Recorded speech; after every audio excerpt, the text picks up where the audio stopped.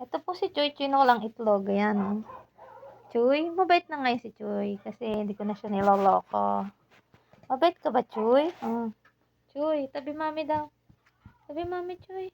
Hindi ko na ikaw lolokohin. Tabi na mami, dali na. Higa na, loves mami na. Tabi na. Higi na. Hindi naman kita lolokohin. Wala kang itlog. Dali na. Oh, tabi na daw. Bait siya. Wala namang itlog. Pero wag mong lokohin niya na walang itlog. Magagalit yan pag sinabi mong walang itlog. Choy? Bait ikaw, Choy. Loves mami na. Hindi na nag-aaway tayo, diba? Pating itlog. May itlog ka ba? May balls ka? Oh, pakikita na po ni Choy yung kanyang balls. Nasa na? Wala siyang balls. Hindi makita. Wala talaga.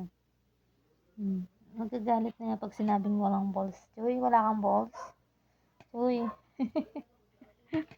Choy, wala kang balls?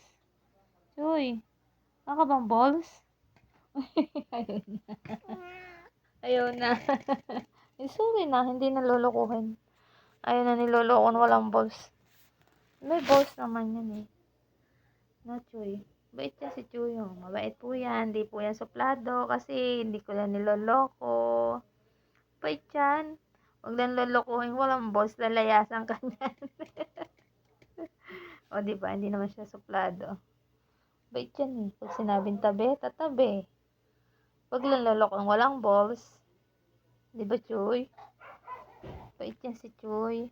Hindi tatabi mami lang, Choy. Hindi na ikaw lolokohin ni mami. Kahit yung ganyan-ganyan, hindi naman naasar. Huwag lang sasabihin mo. O, yun, asar na. No? O, dali na. Hindi na. Hindi na lolokohin walang balls. Ika na.